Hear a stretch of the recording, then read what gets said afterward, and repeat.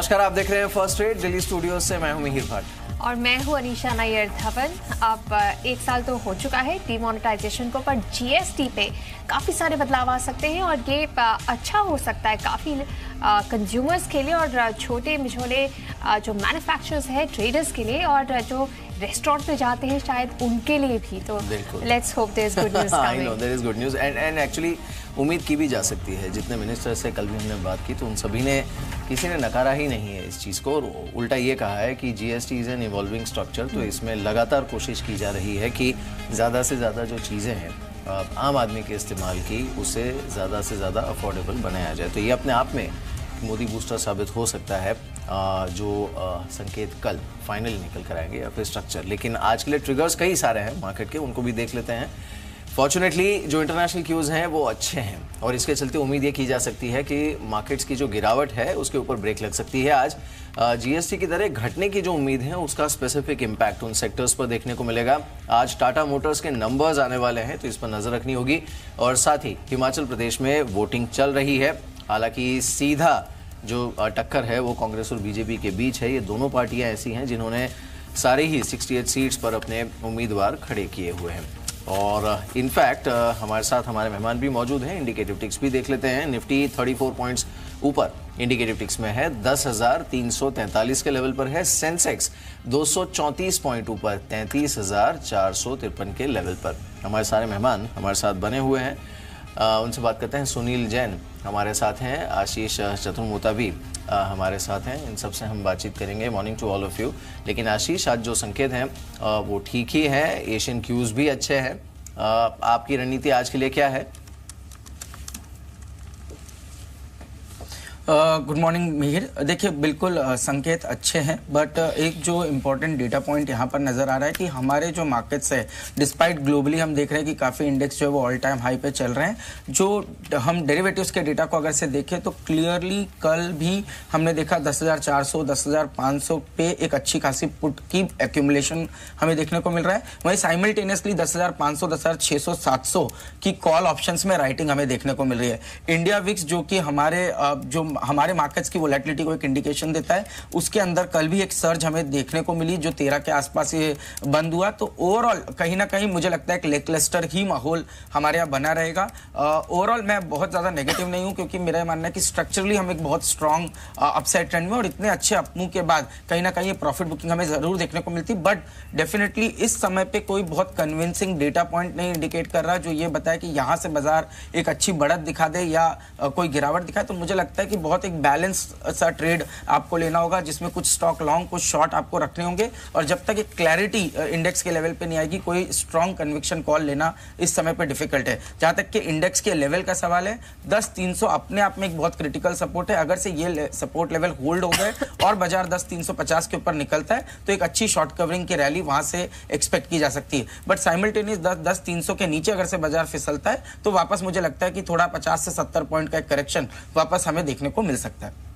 तो 10,300 का level make और ब्रेक रहेगा मार्केट्स के लिए। चाहे इंडेक्स पे बहुत कुछ ना हो, बहुत सारे स्टॉक्स हैं जिनमें एक्शन देखा जा सकता है। आज सुबह 7:30 बजे हमने आपको 20 रिकमेंडेशंस दी थी फास्ट मनी कॉल्स में। चलिए एक रिकैप देख लेते हैं। मैंने आपको 7 स्टॉक्स जीएसटी काउंसिल की बैठक के ट्रिगर के आधार पे बताए थे। शुरुआत मैंने करी थी एचएसआईएल के साथ। आज 480 रुपए का टारगेट प्राइस होगा। फिनोलेक्स केबल्स 630 रुपए का टारगेट प्राइस, 604 रुपए का स्टॉप लॉस रखे। मंगलम टिम्बर प्लाईवुड पे भी जीएसटी की दर कम हो सकती है, 38 रुपए का टारगेट प्राइस होगा। पीएनबी अपनी कुछ 200 से 300 ब्रांचेस को बंद करने या मर्जर करने के ऊपर विचार कर रही है। कंसोलिडेशन हो रहा है। आज के लिए 195 रुपए का टारगेट प्राइस। एफएमसीजी स्पेस से एचयूएल को मैंने बतौर ईपीएस चुना है। आज 1280 रुपए का टारगेट प्राइस है। टूथपेस्ट, उसके साथ साथ कुछ हेयर ऑयल पे भी जो जीएसटी दर है वो कम हो सकती है। इसके अलावा नंबर्स के दम पे बॉम्बे डाइंग और पेट्रोनेट एलएनजी को चुना गया है। अच्छे नंबर्स हैं। बॉम्बे डाइंग में 205.80 का टारगेट प्राइस होगा। पेट्रोनेट एलएनजी में 270 रुपए के टारगेट प्राइस लेके चल सकते हैं। जीएसटी काउंसिल की जो ट्रिगर है उसी के आधार पे बजाज इलेक्ट्रिकल्स और स्पेशलिटी रेस्टोरेंट को भी चुना गया है। बजाज इलेक्ट्रिकल्स में 395, स्पेशलिटी रेस्टोरेंट में 125 रुपए का टारगेट प्राइस होगा। और आखिर में एक और एफएमसीजी कंपनी है कोलगेट, इस पे भी नजर रखें। टूथपेस्ट पर अगर जीएसटी घटती है, इनके लिए सबसे बड़ा पॉजिटिव ट्रिगर होगा 1,072 रुपए का टारगेट प्राइस आज के लिए। पिडिलाइट नतीजों के दम पे आपके पोर्टफोलियो में अच्छी कमाई करा सकता है। 785 का टारगेट, 762 का स्टॉप लॉस। सेंटिक्स प्लास्टिक से जुड़ी जो कंपनी है उनको रडार पर रखें। जीएसटी काउंसिल की बैठक है, जीएसटी दरें घटने का अनुमान है। सेंटिक्स प्लास्टिक पे 85 का टारगेट।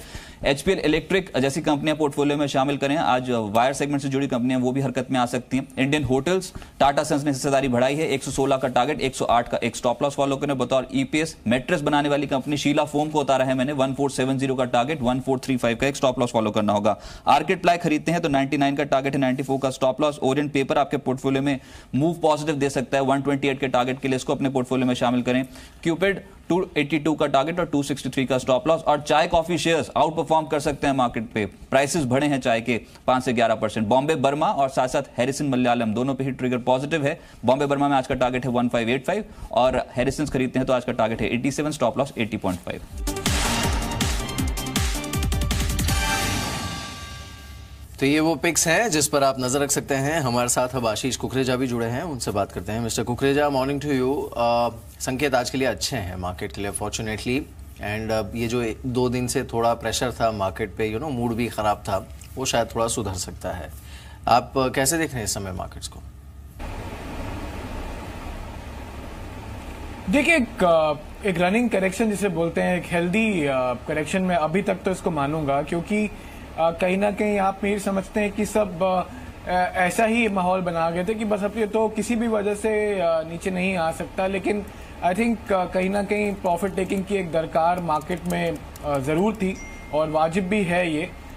मुझे ऐसा लगता है कि एक रेंज जिसे मैं प्रोबेबली इस समय जिस पे मैं ध्यान दूंगा, हम हमेशा थोड़ा ब्रॉडर रेंज पे ऑपरेट करते हैं। So I would think 10,200 to 10,600 is something which should play out. So अब अगर यहाँ से थोड़ी सी और भी बिकवाली बन जाए मिहिर, तो मैं सरप्राइज नहीं होऊंगा। बहुत अच्छे मौके बनेंगे मार्केट में। अब द बिग क्वेश्चन इज कि 10,200 पे लिया जाए या 10,600 पे बुक किया जाए। आई थिंक वो एक क्वेश्चन है जिसे इन्वेस्टर्स को आंसर करना है। But here I think if another 50 to 100 points more at good levels to get into quality stocks. ठीक है, तो बाय ऑन डिप्स ये सजेस्ट कर रहे हैं आशीष कुकरेजा। आशीष, चतुर मुताबिक अगर आप देखेंगे तो एसबीआई अच्छा कर रहा है प्री ओपन ट्रेडिंग में। आप पीएसयू बैंक्स के साथ क्या करेंगे? एसबीआई और पीएनबी, जहां कुछ खबर है कि वो अपने अनप्रॉफिटेबल ब्रांचेस बंद कर रहे हैं। देखिए, मुझे लगता है कि इन स्टॉक्स में सेलेक्टिवली जो लार्ज कैप पीएसयू बैंक्स है उसके अंदर में डिप्स पे डेफिनेटली बाइंग की सलाह होगी, क्योंकि कहीं ना कहीं बहुत स्ट्रांग एक ट्रेंड बना हुआ है। और खास तौर पे एसबीआई, मुझे लगता है अब ये स्टॉक 300 के स्तरों को ब्रेक करने में बहुत एक डिफिकल्टी इसके अंदर हमें देखने को मिलेगी। इनफैक्ट 300 का एक स्टॉप लॉस रख के अगर आप पोजीशन बनाते तो शायद 340-50 के स्तर भी एसबीआई के अंदर हमें देखने को मिल सकते हैं। साथ ही साथ एक स्टॉक में और ऐड करूंगा large cap private sector bank के अंदर, वो है एक्सिस बैंक, जहां पर सरप्राइजिंग एक बहुत ही स्ट्रॉन्ग डेटा हमें नजर आ रहा है। करीब करीब लास्ट 3-4 दिनों में 15-16% का ओपन इंटरेस्ट में एडिशन है। प्राइस के अंदर में 540 के ऊपर एक ब्रेकआउट दिखा के स्टॉक वहीं पे स्टेबल हो चुका है। तो मुझे लगता है शायद कोई बड़ा एक्शन एक्सिस बैंक के अंदर देखने को मिल सकते हैं। और टेक्निकली मुझे लगता है शायद 590-600 के लेवल्स भी एक्सिस बैंक के अंदर देखने को मिल सकते हैं। तो अगर से आप एक ऐसा स्टॉक जो लार्ज कैप के अंदर में देख रहे हैं, जो 10-12% की बढ़त नेक्स्ट 1-2 महीने में दिखा सकता है, तो मुझे लगता है एक्सिस बैंक उसके अंदर काफी वेल प्लेस्ड नजर आ रहा है। चलिए कुछ एक्शन वाले स्टॉक्स को देख लेते हैं जहां पर आज आपको नजर रखनी चाहिए। तो एक तो बॉम्बे डाइंग, इस पर आपको नजर रखनी चाहिए। कंपनी ने जिस तरह के नंबर्स रिपोर्ट किए हैं उसके बाद ये देखिए इंडिकेटिव टिक्स में इस समय करीब 4.25% ऊपर ट्रेड कर रहा है, तो इस पर नजर रखिएगा। साथ ही ऑब्वियसली पीएनबी पर नजर रखनी चाहिए। आज जो खबर है वो इंपॉर्टेंट है यहाँ पर, इस पर आप नजर रख सकते हैं। पिडिलाइट, ये और एक काउंटर है जिस पर नजर रखनी चाहिए, करीब 2.5% ऊपर इंडिकेटिव टिक्स में ट्रेड कर रहा है। और साथ ही और कुछ काउंटर्स में पेट्रोनेट एलएनजी, ये करीब 5% ऊपर है, तो इस पर आप नजर रख सकते हैं। पेट्रोनेट एलएनजी के काउंटर पर 274 पर ये इंडिकेटिव टिक्स में है। बॉश और एक काउंटर है जहां पर आज मजबूती देखने को मिले, बट हाई वैल्यू है तो वॉल्यूम थोड़े से कम रहते हैं यहाँ पर। इंडियन होटल्स पर नजर रखिएगा, यहाँ पर टाटा सन्स ने अपनी हिस्सेदारी बढ़ाई है, तो इस पर आप नजर रख सकते हैं। काउंटर करीब 2.25% ऊपर इस समय ट्रेड कर रहा है। विवेक, इनमें से कौन से काउंटर्स आप पिक करेंगे? देखिए, अगर ओवरऑल इंडियन होटल्स की बात करें तो मुझे लगता है काफी बुलिश ट्रेंड में है। 113 का लेवल इसमें काफी इंपॉर्टेंट है। अगर 113 के ऊपर ये स्टॉक निकलता है तो मैं इंडियन होटल्स में पोजीशन बनाना चाहूंगा। 120 तक के लेवल्स इसमें देखे जा सकते हैं अपसाइड में। ठीक है, 120 पॉसिबल है, ये एडवाइस विवेक की है। चलिए अब कुछ नतीजे के बारे में बात करते हैं, जो नतीजे आज आने हैं। टाटा मोटर्स और औरबिंदो फार्मा के आज नतीजे आएंगे। अंचल हमारे साथ जुड़ रहे हैं ये बताने के लिए कि क्या एक्सपेक्ट करें।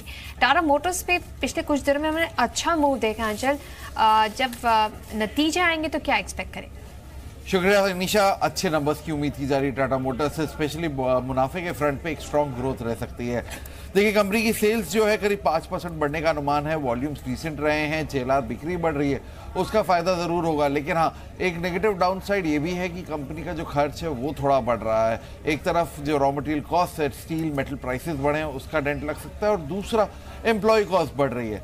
लेकिन वहीं कंपनी को फायदा भी हो रहा है, जो ऑलरेडी एग्जिस्टिंग इन्वेंट्रीज हैं वहां से भी थोड़ा गेन मिलता हुआ दिखेगा, और यही कारण है ऑपरेटिंग मुनाफा 14% बढ़ने का ही अनुमान लगाया जा रहा है। मार्जिन्स में इंप्रूवमेंट रहेगी, लेकिन जो मुनाफा है कंपनी का वो ऑलमोस्ट 50% से ज़्यादा बढ़ता हुआ दिखेगा, और इसका सबसे बड़ा कारण था एक लो बेस का इम्पैक्ट। पिछले साल इसी क्वार्टर में आपको याद होगा जो पूरा वो एक्सीडेंट हुआ था चाइनीज पोर्ट्स में, उसके बाद जो कंपनी को नुकसान हुआ था वो कम से कम 2 से 3 क्वार्टर्स में कंपनी ने धीरे धीरे रियलाइज किया था। वो इम्पैक्ट नहीं है इस क्वार्टर में, और वो लो बेस का फायदा सीधे तौर पे मुनाफे में आएगा। प्लस अदर इनकम बढ़ रही है, और फॉरेक्स गेन्स हो सकते हैं कंपनी को करीब 50 करोड़ डॉलर तक के, वो 50 करोड़ पाउंड तक के, माफ कीजिएगा, उसका फायदा सीधे तौर पे मुनाफे में दिख रहा है। दूसरी ओर औरबिंदो फार्मा की अगर बात करें, फ्लैट टू पॉजिटिव नंबर्स की उम्मीद की जा रही है। पूरा दारोमदार इस बार यूएस सेल्स पे रहेगा। अनुमान ये करीब 9% के करीब कंपनी की बिक्री बढ़ सकती है। वहीं जो ऑपरेटिंग मुनाफा है उसमें 11% की बढ़त का अनुमान लगाया जा रहा है। खर्च कंपनी ने थोड़ा कर्टेल किया है, और यही कारण है जो मार्जिन है वो 0.5% से 1% के बीच में इंप्रूव होते हुए दिखेंगे।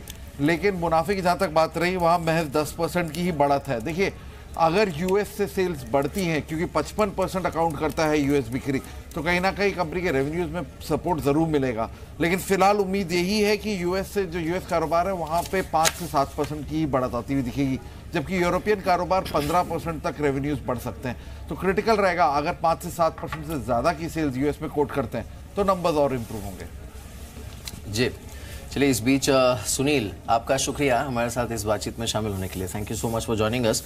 मिस्टर कुकरेजा, ये जो फार्मा स्टॉक्स हैं, औरबिंदो फार्मा आपने अभी भी देखे भी होंगे एस्टिमेट्स, लेकिन वैसे भी फार्मा में पिछले 3 दिनों में जिस तरह का रुझान हमने देखा है 2-3 सेशंस में, आप क्या कर रहे हैं इस समय फार्मा स्टॉक्स में?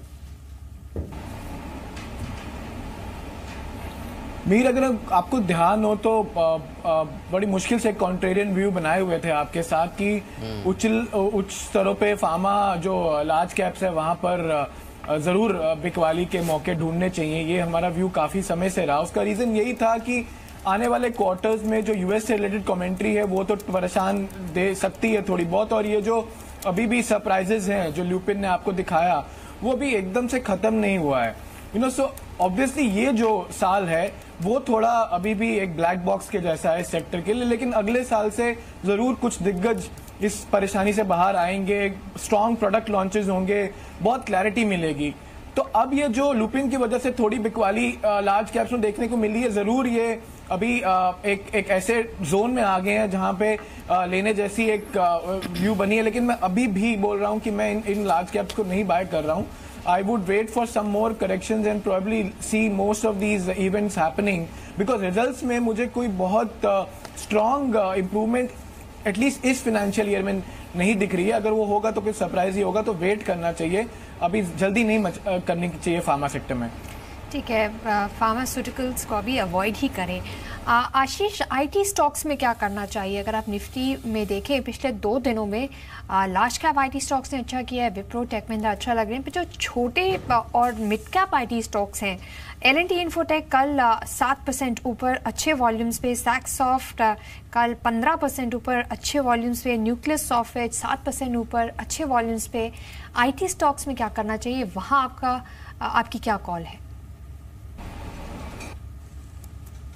इस तरह का एक माहौल आता है। सॉरी, सवाल आशीष चतुर्मोता के लिए था। जी जी, देखिए जिस तरह से आईटी के अंदर में अच्छी स्ट्रेंथ देखने को मिल रही है, पर्टिकुलरली लार्ज कैप नेम्स के अंदर, तो वहां मुझे लगता है एक अच्छा ट्रेंड बनता हुआ नजर आ रहा है। और खास तौर पे टीसीएस जहां पर एक मल्टीपल मंथली ब्रेकआउट हमें देखने को मिले बहुत ही स्ट्रांग ओपन इंटरेस्ट के डेटा के साथ, तो मुझे लगता है 2850 तक के स्तर जल्द ही टीसीएस के अंदर देखने को मिल सकते हैं। हेक्सावेयर एक काउंटर है जो हम 270 के लेवल से कंटिन्यूसली आपके चैनल पे रिकमेंड कर रहे थे, और इसके अंदर में बहुत ही अच्छी बढ़त, करीब 20% की एक बढ़त हमें देखने को मिल चुकी है। स्टॉक अपने ऑल टाइम हाई पे आ चुका है और मुझे लगता है कि जिस तरह के वॉल्यूम्स और ओपन इंटरेस्ट के डेटा देखने को मिल रहे हैं, अभी भी ये स्टॉक यहाँ पर स्टॉप होता हुआ नजर नहीं आ रहा। मुझे लगता है इजीली 360-65 के जोन हेक्सावेयर के अंदर में देखने को मिल सकते हैं। अब आपका एक ट्रेलिंग स्टॉप लॉस जो है वो कहीं ना कहीं 325 के आसपास होगा, इसको रख के आप स्टॉक में होल्ड रखिए। मुझे लगता है इजीली 360 तक के लेवल्स हेक्सावेयर में भी देखने को मिल सकते हैं। बिल्कुल। इस बीच 55 पॉइंट ऊपर निफ्टी रुका है 10,358 पर, और सेंसेक्स 158 पॉइंट्स ऊपर 33,376 पर जाकर रुका हुआ है। तो ये इंडिकेटिव टिक्स के संकेत हैं मार्केट के लिए। निफ्टी बैंक ये रुका है 96 पॉइंट ऊपर 25,281 के लेवल पर। मजबूत ओपनिंग एक्सपेक्टेड 2 दिन की गिरावट के बाद, और इसमें एक्शन कई स्टॉक्स पर देखने को मिल सकता है जो हम आपको बताएंगे। लेकिन हाँ, साथ ही जो फ्रंट लाइन स्टॉक्स है उस पर भी उम्मीद यही बनी हुई है कि अच्छा रुझान आज देखने को मिलेगा। और ये अगर होता है, अब रिलायंस जैसे स्टॉक्स अगर अपना ट्रेंड थोड़ा रिवर्स करते हैं तो ये मार्केट के लिए भी अच्छा होगा। 894 के आसपास रिलायंस इंडिकेटिव टिक्स में खुला है मार्केट, और जो शुरुआती टिक्स हैं उसमें संकेत जो आए हैं वो बढ़त के साथ। तो निफ्टी 52 पॉइंट ऊपर और सेंसेक्स 232 पॉइंट ऊपर खुला है। 33,400 के बाहर सेंसेक्स की ओपनिंग हुई है। निफ्टी 57 पॉइंट्स ऊपर यानी 10,350 के पार निफ्टी की भी ओपनिंग हुई है। और सबसे पहले देख लेते हैं निफ्टी के गेनर्स कौन से हैं।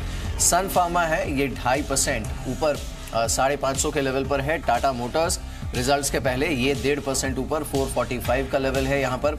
और कुछ काउंटर्स को देखते हैं। HPCL है, HPCL पर 442 का लेवल है, करीब 2% की मजबूती यहाँ पर है। और साथ ही टाटा स्टील ये काउंटर करीब 1.25% ऊपर 700 के पार इस समय ट्रेड करते हुए।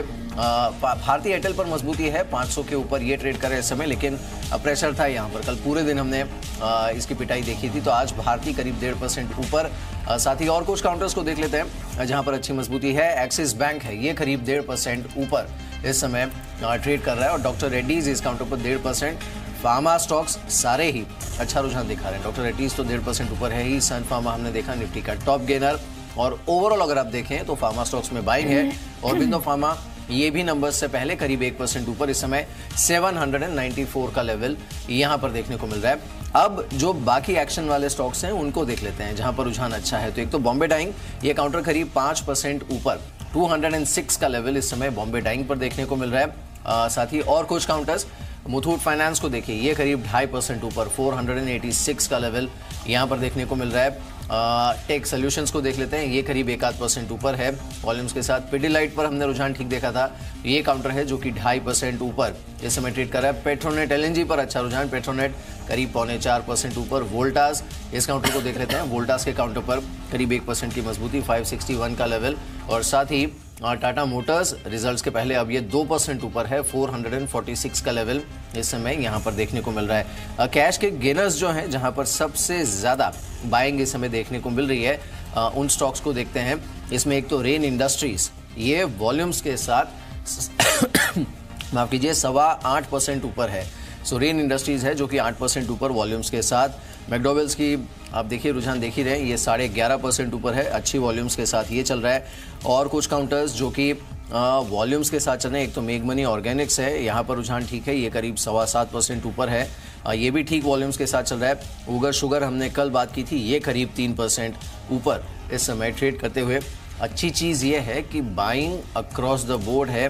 टी स्टॉक्स को देखिए, आसाम में जो भारी बारिश हुई है उसके बाद उम्मीद है कि चाय के दाम बढ़ेंगे वहाँ पर, और साथ ही नॉर्दर्न इंडिया में भी दाम बढ़ सकते हैं। तो ये भी एक पूरा स्पेस है जो कि मजबूती दिखा रहा है इस समय। कुछ रिजल्ट रिएक्शंस देख लेते हैं। बॉम्बे डाइंग काफ़ी मजबूत है, अर्निंग्स अच्छे थे, मुनाफे में आई कंपनी 4% ऊपर। GSFC खराब नतीजे और स्टॉक में प्रेशर बढ़ गया है 6% नीचे।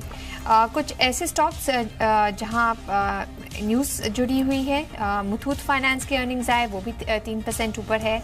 अगर आप पेट्रोनेट को देखेंगे, वहाँ अच्छा मूव आ रहा है। मेक मनी ऑर्गेनिक्स में अच्छा मूव है। मैकडॉवेल्स की बात की थी, वो भी अच्छा है। भारत फौज आज काफ़ी अच्छा लग रहा है। कुछ फर्टिलाइजर शेयर्स में भी अच्छी मूव देखी जा रही है। नागार्जुना फर्टिलाइजर्स ऊपर है। और अगर हम टेलीकॉम शेयर्स देखें, भारती एयरटेल तो अच्छा कर ही रहा है। आइडिया में भी कुछ अच्छा मूव देखा गया है। कल भारती एयरटेल अपने कुछ नए प्लान्स लेके आया है, वो प्रीपेड और पोस्टपेड। तो अब यही एक्सपेक्टेशन और होप बन रही है कि अब टैरिफ्स इतनी जल्दी नहीं गिरेंगे और ये टेलीकॉम सेक्टर के लिए अच्छी न्यूज़ है। इसलिए हम देख रहे हैं कि टेलीकॉम रिलेटेड स्टॉक्स अभी के लिए तो अच्छा कर रहे हैं। रिलायंस में भी आज बढ़त है 1% की। आशीष, पेट्रोनेट LNG क्या करेंगे आप इस स्टॉक के साथ? आशीष ततुरमोता। जी देखिए, अच्छी बात है कि पेट्रोनेट LNG हमने करीब 6-7 बार चैनल पे रिकमेंड किया और इनफैक्ट परसों का हमारा एक कॉल था जिसमें दोपहर के शो में हमने इसको रिकमेंड किया था और यही कहा था कि स्टॉक जल्दी ऑल टाइम हाई क्रॉस करेगा और आज इसने वो ऑल टाइम हाई क्रॉस किया है। मुझे लगता है कि ये जो आज फ्री क्रेट बना है 275 का हाई का, वो जल्दी क्रॉस होते हुए आपको देखने को मिलेगा। 282, 283 के लेवल्स जल्द ही इस स्टॉक में देखने को मिल सकते हैं। डाउन साइड में अब मुझे लगता है 265 के एक स्टॉप लॉस के साथ पोजीशन होल्ड करनी चाहिए। नहीं भी आप बनाते हैं तो 265 का एक स्टॉप लॉस होगा, 282 के टारगेट्स देखने को मिल सकते हैं। बिल्कुल। ले इस बीच कुछ और स्टॉक्स को देखते हैं और अगर कोई अच्छा ट्रेड यहां पर निकल सकता है तो देखते हैं। मिड कैप्स में 163 पॉइंट्स की तेजी है, यानी करीब 1% ऊपर ये इंडेक्स इस समय ट्रेड कर रहा है। और आज इसकी स्ट्रेंथ मार्केट के लिए भी अच्छी है क्योंकि पिछले 2 दिनों में स्मॉल कैप मिड कैप में कई स्टॉक्स हैं जिसमें हमने ठीक ठाक करेक्शन देखा था।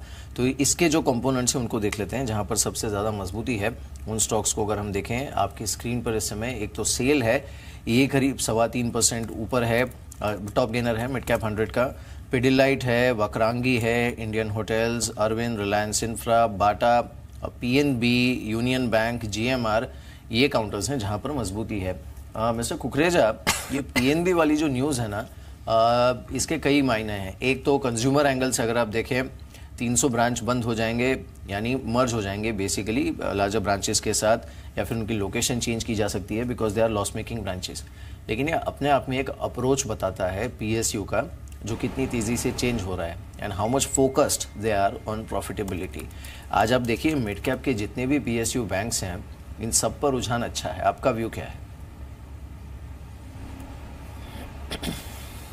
देखिए, बहुत ही स्ट्रांग न्यूज़ समझूंगा मैं इसको। कंसोलिडेशन से पहले की कंसोलिडेशन मान लीजिए। जो जितने स्ट्रांग बैंक्स हैं, अभी आशीष जब बात कर रहे थे तो उन्होंने बोला कि वो टेक्निकली देखते हैं चीज़ों को, उन्होंने बोला बड़े बैंक्स। तो जो बैंकिंग PSU में जो बड़े बैंक्स हैं, I completely back his view. जो बड़े बैंक्स हैं वहीं पर ही आपको मौके ढूंढने चाहिए। अब आपको एक बहुत बढ़िया मौका मिला इस कलेक्शन के बाद, आपको PNB 200 रुपए के नीचे मिल रहा है। अगर आप पोजिशनली इस स्टॉक में बेट करना चाहें, कुछ 6 महीने 1 साल का व्यू रखें, तो डेफिनेटली आपको बहुत कम डाउन साइड मुझे तो महसूस होती है इन स्टॉक्स में। और जो स्ट्रांग बैंक्स हैं, जिनकी ROE स्ट्रांग है, जो ये क्लीन अप बहुत पहले कर चुके हैं, जो आगे आने वाले समय में गवर्नमेंट को ये कॉन्फिडेंस देते हैं कि वो कैपिटल को प्रॉपर्ली यूटिलाइज करेंगे, उन्हीं को फायदा होगा। सो उसमें PNB एक बैंक है। अगर आप कुछ छोटा बैंक उसमें ऐड करना हो, जो भले मर्ज हो सकता हो लेकिन इन सब मायनों में बहुत अच्छा परफॉर्म कर रहा है, उसमें विजया बैंक हमें PSU स्पेस में अच्छा लगता है। ठीक है, विजया बैंक आशीष कुकरेजा को पसंद है। विवेक, आप यूनाइटेड स्पिरिट्स के साथ क्या करेंगे? ये स्टॉक में आज अच्छी मजबूती देखी जा रही है। देखिए, यूनाइटेड स्पिरिट्स ओवरऑल काफी बुलिश है। मुझे लगता है अभी ये 3010 से लेकर 3185 की रेंज में कंसोलिडेट कर रहा है। मैं अब 3101 का जो लेवल है वो काफी इंपॉर्टेंट रेजिस्टेंस लेवल है। अगर वो लेवल ब्रेक होता है तो उसके ऊपर लॉन्ग पोजीशन लेना चाहूंगा। 3180 तक के इसमें मैं टारगेट एक्सपेक्ट कर रहा हूँ। बिल्कुल। कुछ और पिक्स मिस्टर चतुर्मोता आप देना चाहेंगे जिस तरह की ओपनिंग हुई है उसके बाद? जी, 2 स्टॉक जो मेरे रडार में आ रहे हैं, एक है सबसे पहले अडानी पावर। बहुत ही एक स्ट्रॉन्ग कंसोलिडेशन हमें देखने को मिला। अडानी एंटरप्राइजेस के अंदर हम ऑलरेडी एक स्ट्रॉन्ग मूव देख चुके हैं, जो हमारा कॉल रहा था 3-4 दिन पहले। अब मुझे लगता है ऐसी ही एक स्ट्रेंथ अडानी पावर में देखने को मिल सकती है। कम से कम 38-39 तक के टारगेट्स मुझे लगता है ये स्टॉक जल्दी दिखा सकता है। नीचे में अब आप 3380 के आसपास का एक स्टॉप लॉस रखिए और ऊपर में 38 तक के टारगेट्स अडानी पावर में एक्सपेक्ट किए जा सकते हैं। दूसरा पिक होगा मेरा L&T के अंदर, जहां पर बहुत अच्छा कंसोलिडेशन हमें देखने को मिला है और एक ब्रेकआउट की तैयारी ये स्टॉक कर रहा है। तो मुझे लगता है एक बड़े अपमूव की तैयारी लार्सन एंड टूब्रो के अंदर देखने को मिल सकती है। 1220 का स्टॉप लॉस होगा, 1275 तक के टारगेट्स LNT के अंदर हमें देखने को मिल सकते हैं। ठीक है विवेक, आप अरविंद के साथ क्या करेंगे? कल बहुत बड़ी कैंडल 8% का डाउन मूव आया इंट्राडे और वॉल्यूम्स ही बहुत हाई थे। आज स्टॉक ऊपर है 3%, क्या करना चाहिए? देखिए टेक्निकली काफी बुलिश है क्योंकि अरविंद ने एक लॉन्ग टर्म चार्ट पैटर्न से ब्रेकआउट दिया है 420 के ऊपर। मुझे लगता है ओवरऑल इसका ट्रेंड बुलिश है। कल का जो करेक्शन था वो एक बाइंग अपॉर्चुनिटी थी। मुझे लगता है बाइंग ही करना चाहूंगा मैं, और 440 से लेकर 445 तक के टारगेट ओवरऑल में इसमें एक्सपेक्ट करता हूँ। ठीक है अरविंद में आप बाय कर सकते हैं, ये एडवाइस विवेक की है। टेलीकॉम स्टॉक्स के साथ क्या करना चाहिए मिस्टर कुकरेजा? हमने देखा है भारतीय एयरटेल नया प्लान लेके आया है और इसके चलते आइडिया में भी अच्छा मूव देखा गया है। आपको लगता है कि अब टेलीकॉम स्पेस में कुछ ऐसे स्टॉक्स हैं जो अच्छे इन्वेस्टमेंट बेट्स बन जाएंगे 1-2 साल के लिए? बिल्कुल लगता है। देखिए जिस कंसोलिडेशन की इंतजार थी, जो पूरा एक ये जोन पूरा जो प्ले आउट होना था अब वो हो गया। एंड कहीं ना कहीं आप देखिए, let's try to give a simple statement. अगर 525 के भाव के आसपास, correct me if I am wrong, promoters खुद इसमें अपनी इन्वेस्टमेंट्स को लेकर आते हैं और कल के ट्रेड की वजह से जो ये एक मूव आया स्टॉक में, I think it is a clear opportunity to accumulate the stock. मुझे लगता है लॉन्ग टर्म के लिए भारतीय इस समय अभी भी इतने स्ट्रॉन्ग मूव के बाद मुझे काफी एक्साइटिंग लगता है। I would not be surprise कि इस फाइनेंशियल ईयर के एंड तक अगर आपको 700 तक के भी स्तर देखने को मिल जाए। जी, इस बीच चलिए एक बार फिर से जो एक्शन पैक काउंटर्स है ना उनको देख लेते हैं कैश में। आज एक तो विपुल लिमिटेड है, ये करीब 11% ऊपर है। अब जो वाडिया ग्रुप के स्टॉक्स हैं उन पर नजर डालते हैं। एक तो बॉम्बे बर्मा, ये करीब 7% ऊपर 1665 पर ये इस समय ट्रेड कर रहा है। इसके अलावा बॉम्बे डाइंग तो है ही 5% ऊपर 206 के लेवल पर। मिस्टर कुकरेजा, इन दोनों के बीच पिक करना थोड़ा चैलेंजिंग इसलिए हो जाता है बिकॉज इन दोनों ने ही बहुत अच्छा मोमेंटम दिखाया है और इस वजह से नेशनल पैरोक्साइड जैसे काउंटर्स की ज़्यादा बात ही नहीं होती which belongs to the same group. लेकिन बॉम्बे बर्मा और बॉम्बे डाइंग, इन दोनों के बीच आपको अच्छा क्या लगता है? देखिए अब कल के नतीजों के हिसाब से अगर आप जाएं और प्लस जो बहुत सारे फैक्टर्स हैं जो रीस्ट्रक्चरिंग को लेकर एक एक करके चीजें आगे सामने आ रही हैं, तो मुझे लगता है Bombay Dyeing can still be a better bet. Volatility देखने को मिल सकती है बट आई क्लियरली सी कि यहाँ से अभी भी मूव इंटैक्ट रहेगा बिकॉज अभी भी पूरी न्यूज प्ले आउट हुई नहीं है और रिजल्ट्स ने डेफिनेटली उसमें एक और किकर दिया है। तो Bombay Dyeing I would advice. ठीक है, बॉम्बे डाइंग में खरीदारी कर सकते हैं। आज हम देख रहे हैं टी रिलेटेड स्टॉक्स में कुछ अच्छा मूव देखा गया है। असम में टी प्राइसेस को देखते हुए केन्या के भी कुछ प्रोडक्शन लॉसेस हो सकते हैं, तो टी सेक्टर में अच्छी मूव देखी गई है। और हम देख रहे हैं कि आईटी और फार्मास्यूटिकल स्टॉक्स भी फोकस में रहे ही हैं। Tata group companies, Indian hotels, Tata global, ये सब अभी हमारी नज़र बनी रहेगी। विवेक, फार्मास्यूटिकल स्पेस में आप कुछ लेंगे, आज कुछ बाय करना चाहेंगे? स्टॉक्स में मैं ज्यादातर देखूं तो वॉक फार्मा पे मेरी नजर है। ओवरऑल वॉक हार्ड फार्मा को देखें तो एक बहुत स्ट्रॉन्ग करेक्शन के बाद इसने फॉलिंग वेज फॉर्मेशन से ऊपर का ब्रेकआउट दिया है। आज के लिए नहीं, मैं एक positional call walk hard pharma में देना चाहूंगा। मुझे लगता है एक बहुत स्ट्रॉन्ग ट्रेंड रिवर्सल इसमें हो सकता है और ऊपर में अब 780 तक के लेवल्स इसमें देखे जा सकते हैं। तो या तो करंट लेवल्स पे बाई करें या बाई ऑन डिप्स की रणनीति रखें और एक इन्वेस्टमेंट पर्पस से इसमें इन्वेस्ट करना चाहिए। बिल्कुल। चलिए विवेक, आपका शुक्रिया हमारे साथ इस बातचीत में शामिल होने के लिए। मिस्टर चतुर्मुता, आपका भी शुक्रिया हमारे साथ इस बातचीत में शामिल होने के लिए। अनीशा, आपका भी शुक्रिया हमारे साथ इस बातचीत में शामिल होने के लिए। तो शुक्रिया का जो सिलसिला है उसे यहीं ख़त्म करते हैं। डिम्पी के पास चलते हैं, ओपनिंग एक्शन क्या है ये देखते हैं। एक बार डिम्पी बताइए। शुक्रिया अमीर। आज मार्केट के अंदर देखिए थोड़ा दिन ज्यादा बेहतर है। पिछले 2 दिन से आज आपको ज्यादा कन्विक्शन दिख रहा होगा बाजार में अर्ली ट्रेड पे ही, और कहीं ना कहीं इसमें स्ट्रेंथ बनी हुई है।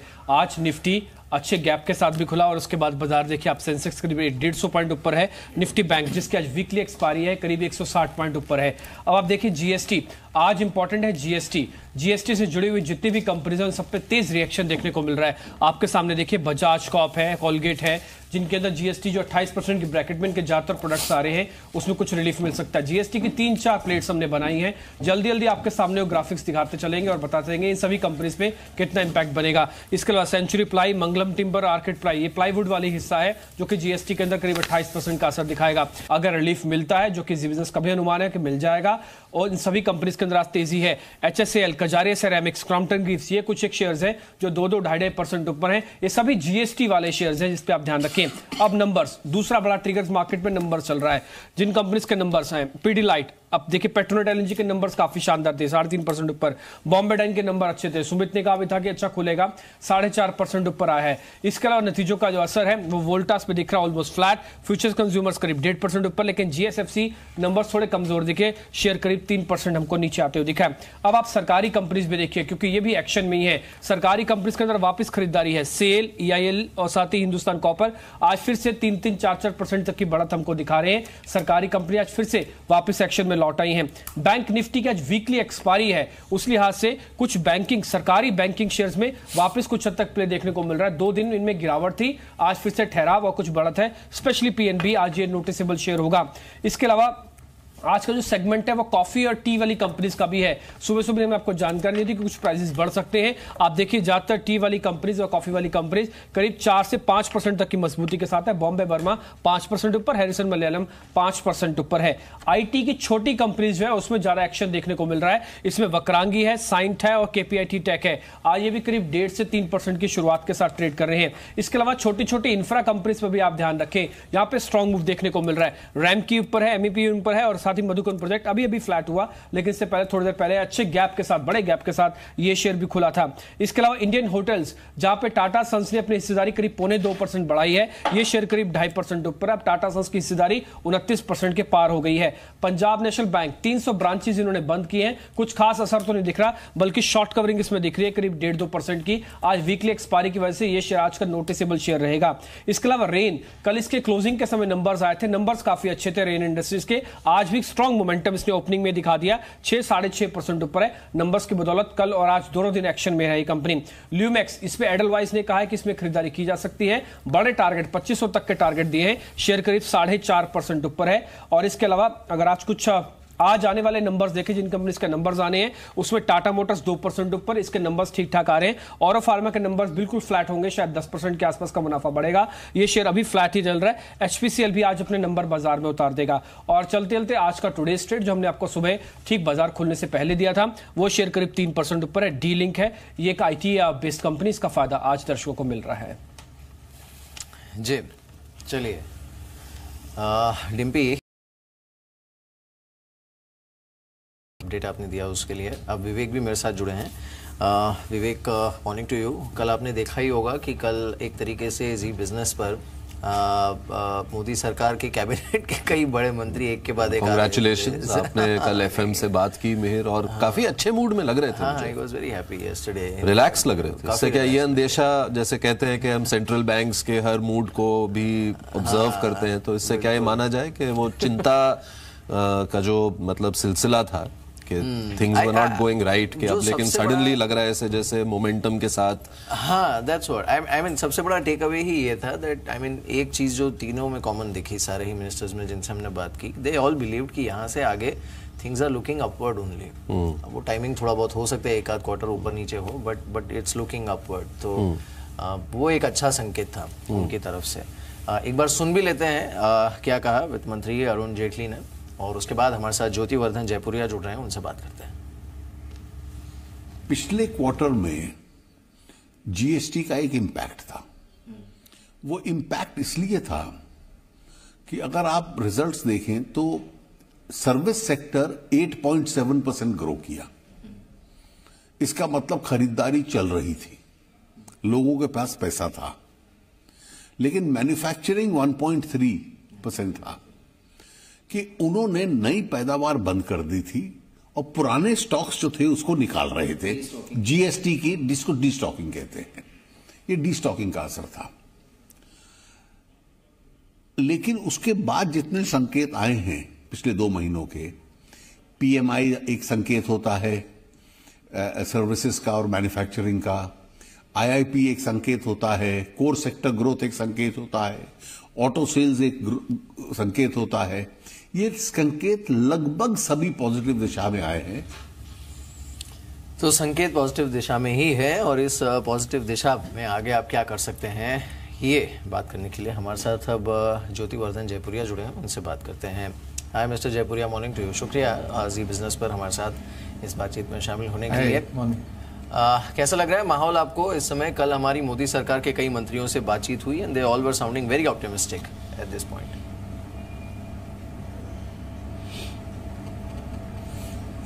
यदि अपने इकोनॉमी को देखें तो लास्ट 1 साल में 2 बड़े इवेंट हुए हैं। डीमोनेटाइजेशन हुआ है, जीएसटी हुआ है, जिसके कारण है ना इकोनॉमी में थोड़ी सी मंदी आई है। वो यदि अपने देखें तो सब लोग एक्सपेक्ट कर रहे थे, हर एक एनालिस्ट और इकोनॉमिस्ट जो था वो सबका राय था कि जब जीएसटी आएगा तो 2 क्वार्टर है ना इकोनॉमी थोड़ा धीमा हो जाएगा, पर उसके बाद है ना लॉन्ग टर्म के लिए बहुत अच्छा है। तो वही अपने को अभी देखने मिल रहा है। अब अगले साल अपने जब देखे तो बेस इम्पैक्ट काफी लो है, क्योंकि ये डीमॉन के 2 क्वार्टर थे, जीएसटी के 2 क्वार्टर थे, तो इकोनॉमिक नंबर्स अच्छे दिखने चाहिए अगले 1 साल में। ज्योति, हाय, विवेक है। अर्निंग्स पर अब आपकी क्या राय बन रही है? आप तो बहुत रिसर्च करते आए हैं सालों से कॉर्पोरेट अर्निंग्स पर, तो ये एक ऐसी चीज है जो बहुत कम एक्सपर्ट्स इसको प्रिडिक्ट कर पा रहे हैं कि कब टर्न अराउंड होगा।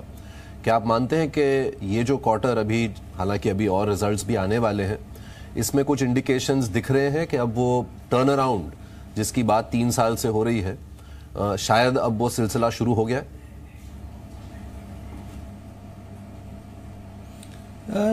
मेरा अनुमान था कि ये रिजल्ट भी इतने अच्छे नहीं आएंगे, क्योंकि जीएसटी का ही है ना माहौल था। तो जून क्वार्टर भी अच्छा नहीं था, जुलाई अगस्त में भी थोड़े है ना काफी डिसलोकेशन थे इकोनॉमी में। तो ये क्वार्टर भी अभी तक जो रिजल्ट आया है वो मोरलेस इन लाइन आए हैं, खराब नहीं आए हैं।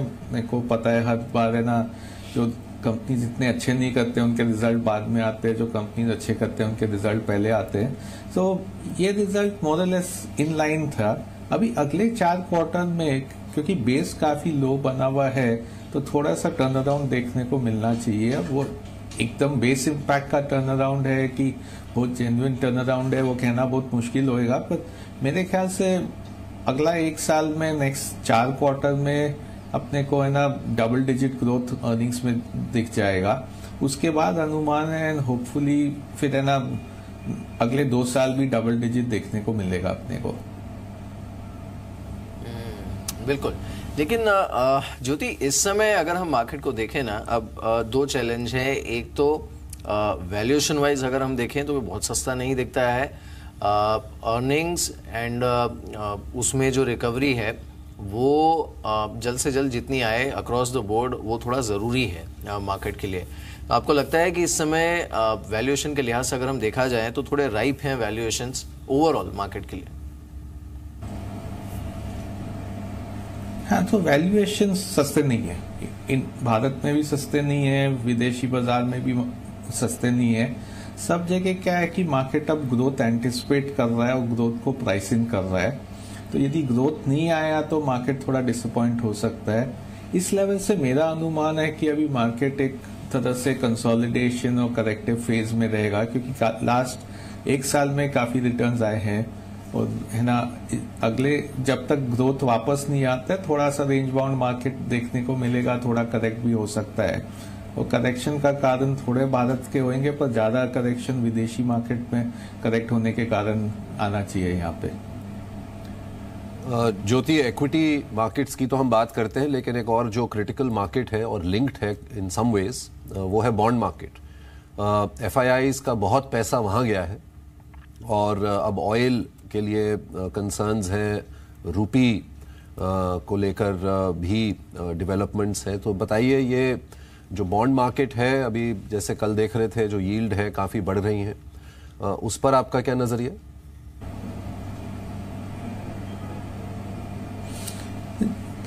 तो लास्ट 2-3 साल में अपने देखने को था कि इंटरेस्ट रेट नीचे आएंगे और नीचे आ रहे थे क्योंकि इन्फ्लेशन काफी कंट्रोल में था। इस लेवल से इंटरेस्ट रेट ज्यादा घटने नहीं चाहिए। तो मेरे ख्याल से अब एक तरह से ना बॉन्ड मार्केट फ्लैटन आउट हो रहा है, जहां इंटरेस्ट रेट घटाने की गुंजाइश थोड़ी कम होते जा रही है। ग्लोबली भी एक तो है ना शायद डॉलर अप्रिसिएशन चालू हो जाएगा, उसके कारण रुपी डेप्रिसिएशन, सब इमर्जिंग मार्केट्स में रुपी करेंसी डेप्रिसिएशन हो जाएगा, जिसके कारण ये बॉन्ड मार्केट के जो इन्फ्लोज है थोड़े रुक सकते हैं। दूसरा ये जैसे आपने कहा ऑयल के कारण इन्फ्लेशनरी प्रेशर थोड़े बढ़ रहे हैं। आरबीआई भी 1-2 क्वार्टर से संकेत दे रहा है कि है ना वो इंटरेस्ट रेट काट सकते थे, पर उनका है ना अनुमान है कि इन्फ्लेशन अगले 6 महीने में बढ़ सकता है। तो इस हिसाब से मेरे ख्याल से आरबीआई पॉज पे रहेगा और बॉन्ड मार्केट भी एक तरह से फ्लैटन आउट हो जाएगा। बिल्कुल। ज्योति, इस समय आप निवेश की सलाह कहाँ पर देंगे, कौन से सेक्टर्स में देंगे? अगर हम एक मैक्रो व्यू लें सेक्टोरली मार्केट का तो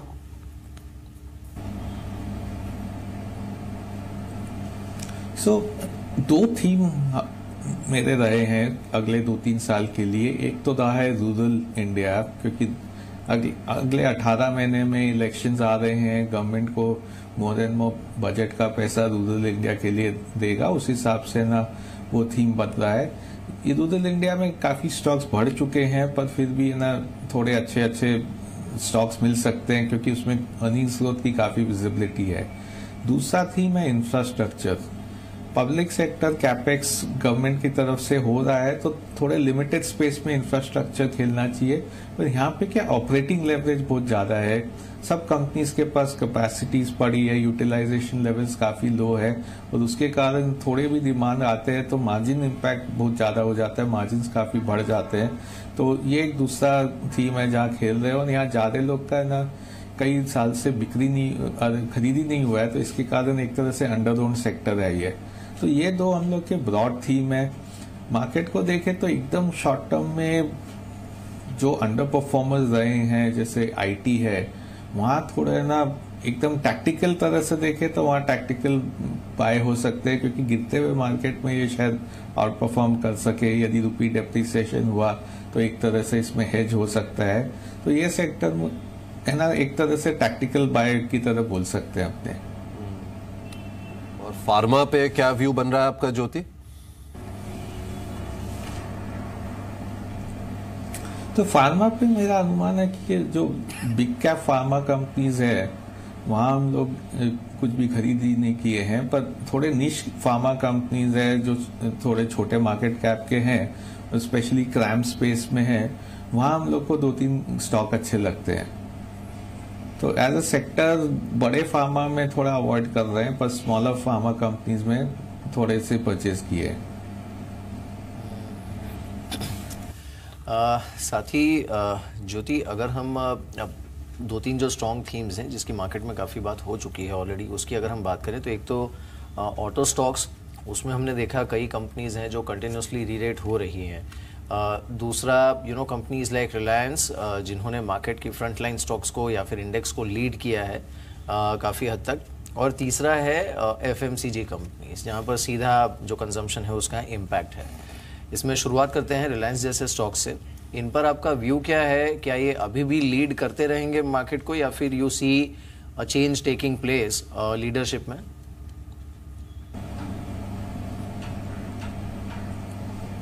तो एक तो क्या यदि अपने देखे तो एक तरह से जो अंडर परफॉर्मर्स थे 2-3 साल तक, उन्होंने ये रैली को लीड किया है और फिर काफी ये तो अच्छा परफॉर्मेंस आ गया है। तो अब एक तरह से वैल्यूएशन काफी स्ट्रांग हो गया है। यहाँ पे अर्निंग्स ग्रोथ है अगले 2-3 साल का, क्योंकि जब भी कोई कंपनी बड़ा कैपेक्स करता है तो 2-3 साल उनके अर्निंग्स ग्रोथ नहीं आते, क्योंकि कैपेक्स फेज में रहता है। जब वो कैपेक्स खत्म हो जाता है, वो कैपेक्स का फुल प्रोडक्शन चालू हो जाता है, तो अर्निंग्स काफी स्ट्रांग रहता है अगले 18 महीने 2 साल, और वो फेज अपने को देखने मिला है। तो उसी हिसाब से जो कंपनीज में कैपेक्स खत्म हो गया है और जहाँ डिमांड है और है ना अर्निंग्स तो शार्प देखने को मिल रहा है, उधर अपने को है ना शेयर प्राइस भी परफॉर्मेंस मिल रही है। बैंकिंग सेक्टर को लेकर जो कंसर्न्स हैं, उसके बाद जो रिफॉर्म्स हो रहे हैं, खासकर जो बैंक्रप्सी प्रोसीडिंग्स है या जो न्यू लॉ आया है ज्योति, इसके बाद आप वहाँ समझ रहे हैं कि जितना पिट सकते थे पिट चुके हैं, अब यहाँ से आगे सब ठीक रहेगा?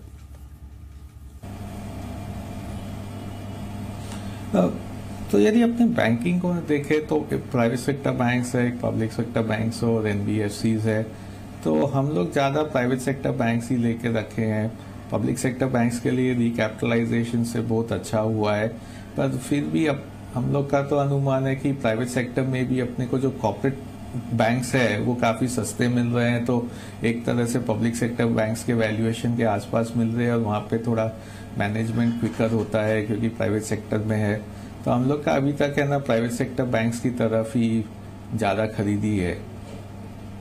बिल्कुल। चलिए, इस बीच आज से जीएसटी काउंसिल की भी बैठक शुरू हो रही है और उम्मीद यही बनी हुई है कि यहाँ से भी एक बड़ी रिलीफ, एक बड़ा बूस्टर आम आदमी के लिए आ सकता है।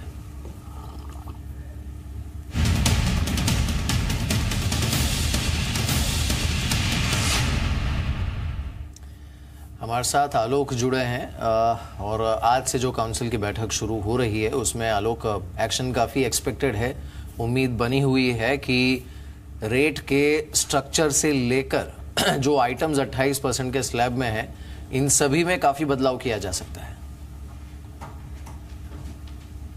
देखिए, आज से जो बैठक शुरू हो रही है जीएसटी काउंसिल की गुवाहाटी में, उसमें एक तरह से देखें तो जीएसटी जो लागू हुआ है देश में 1 जुलाई से, उसको एक नई शक्ल देने की तैयारी हो रही है। और वो तब जब प्रधानमंत्री नरेंद्र मोदी ने इंडस्ट्री के साथ बैठक में ऐलान कर दिया है कि जितनी भी जीएसटी पर अभी मंत्रियों की समूह की कमेटियां बनी हैं, उनके तमाम सिफारिशों को इसमें पॉजिटिवली, सकारात्मक रूप से स्वीकार किया जाएगा और वित्त मंत्रालय इसके लिए और सरकार इसके लिए पूरी तरह से तैयार है। अगर ये हो जाता है तो अपने आप में एक बहुत बड़ा बदलाव होगा जीएसटी में, इस लिहाज से क्योंकि इस जीएसटी के बैठक में अगर सबसे पहला नंबर देखें तो रेस्टोरेंट को लेकर जो कई सारी शिकायतें हैं या एनोमली है उसको दूर की जा सकेगी। लोगों को रेस्टोरेंट में खाना सस्ता होगा और कई रेस्टोरेंट में जो अभी 18% है वहां पर कमी आ सकती है। हालांकि इसमें पेच यह है कि वित्त मंत्रालय की तरफ से कहा गया था कि रेस्टोरेंट का रेट, जीएसटी रेट सस्ता हो सकता है, 12% हो सकता है, बशर्ते उन्हें इनपुट क्रेडिट न दिया जाए। लेकिन जो हेमंत विश्व शर्मा की जो कमेटी है उन्होंने ये कहा है कि नहीं, इनपुट क्रेडिट भी मिलना चाहिए और साथ ही साथ रेट भी कम होना चाहिए।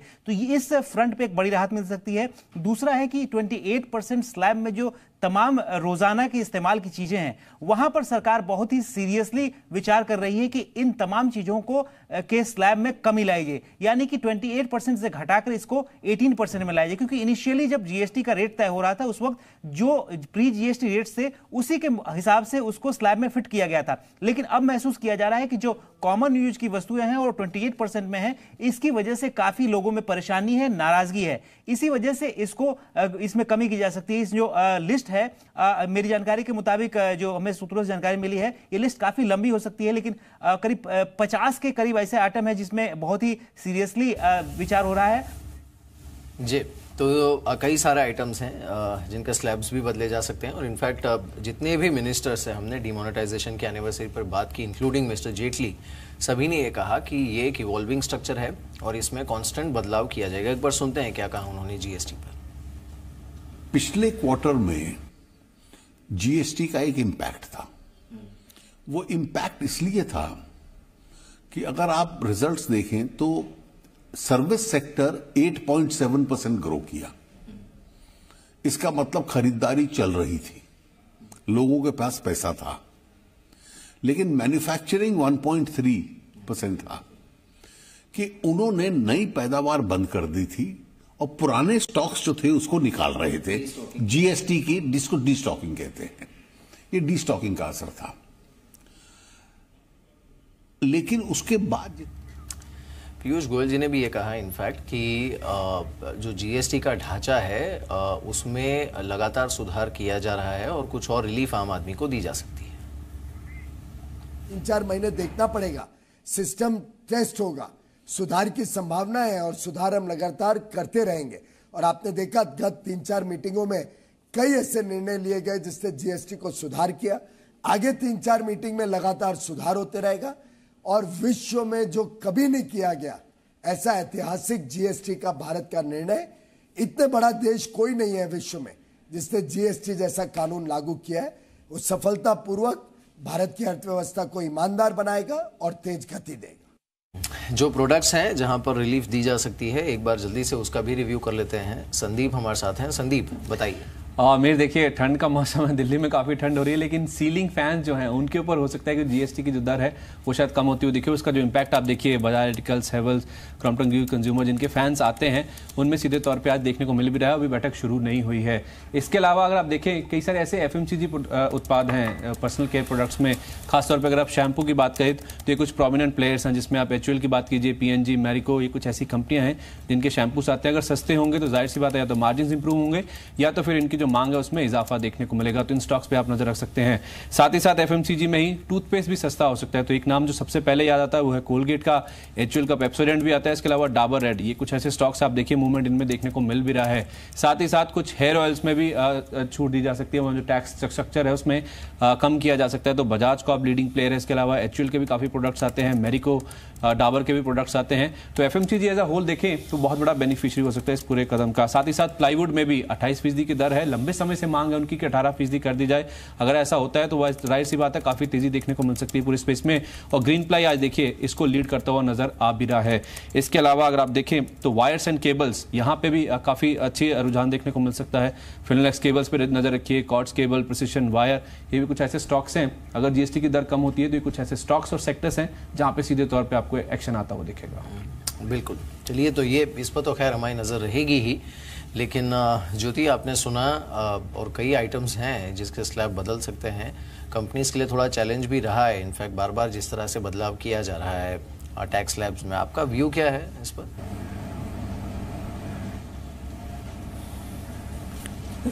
ये जब जीएसटी आया इंडिया में, कोई 15 साल लगा जीएसटी आने को, सो एक तरह से जब भी है ना ऐसे बड़ा सा एक रिफॉर्म आता है तो इनिशियली जो इंग्लिश में बोलते हैं टीथिंग ट्रबल्स होते हैं, वो सभी जगह अपने हर एक कंट्री में देखे जहाँ जीएसटी आया टीथिंग ट्रबल्स थे। इनफैक्ट कई कंट्रीज में जहाँ जहाँ जीएसटी जो गवर्नमेंट ने लागू की वो गवर्नमेंट वापस से री इलेक्ट नहीं हुई थी, क्योंकि उस पीरियड में काफी है ना लोग परेशान थे। तो यहाँ पे भी अपने वैसे टीथिंग ट्रबल देखे हैं।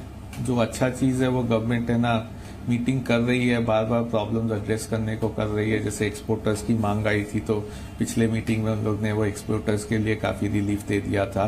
अभी ये 28% के आज रिलीफ आने का काफी उम्मीद है। तो उस तरह से एक तरह से प्रोएक्टिव होके ट्राई कर रहे हैं सॉर्ट करने को। और ये ना नॉर्मल टीथिंग इश्यूज है जो भी कभी भी नए रिफॉर्म में आते हैं, तो एक तरह से अच्छा रहेगा, क्योंकि है ना ये जीएसटी का स्टेप जो है वो अगले 3 साल 5 साल के लिए भारत के लिए बहुत अच्छा रहने वाला है। ज्योति, एफआईआईज का क्या रुझान देख रहे हैं आप आगे चलते हुए? अब तक काफी फ्लैटिश या नेट सेलर ही रहे हैं, क्या आप वहां पे टर्न अराउंड देखते हैं कि वो खरीदारी करेंगे फिर से भारी मात्रा में?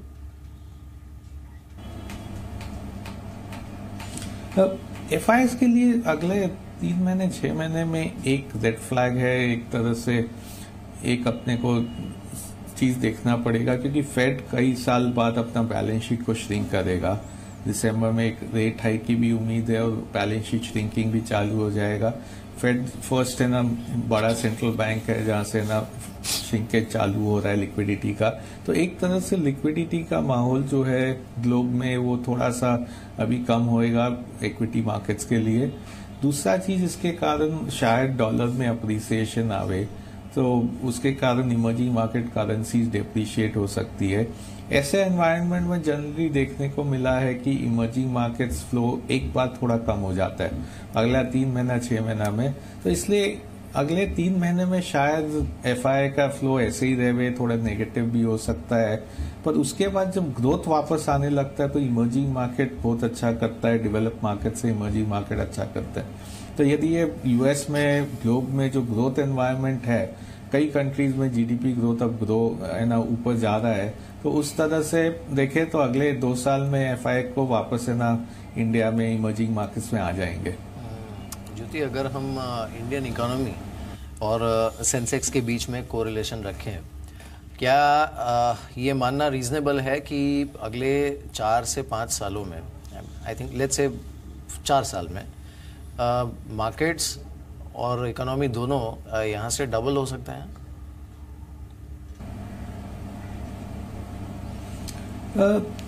सो यदि आपने देखे तो बेसिकली वैल्यूएशन मार्केट में तो काफी हाई आ चुके हैं। अब यहाँ से अपने को अर्निंग्स ग्रोथ की तरह से एक तरह से रिटर्न्स मिलेंगे। अर्निंग ग्रोथ 12 से 15% होना चाहिए एवरेज अगले लेट्स से 5 साल में, तो उस हिसाब से मार्केट में कंपाउंडेड 12 to 15% रिटर्न आ सकते हैं अपने। इकोनॉमी ऑफकोर्स मतलब अपने यदि रियल इकोनॉमी में देखे तो 7-7.5% का एवरेज 7-7.5-8 के बीच में एवरेज ग्रोथ हो सकता है अगले 5 सालों में। ऑलराइट, चलिए ज्योति बहुत बहुत शुक्रिया हमारे साथ इस बातचीत में शामिल होने के लिए। थैंक्स फॉर जॉइनिंग अस और उम्मीद है जल्दी मुलाकात होगी आपसे। लेकिन हाँ, ये बात सही है कि वैल्यूएशंस को लेकर थोड़ी बहुत कंसर्न्स इन लेवल्स पर है। Thank you so much. अब वक्त है आज का सुपर शेयर देखने का।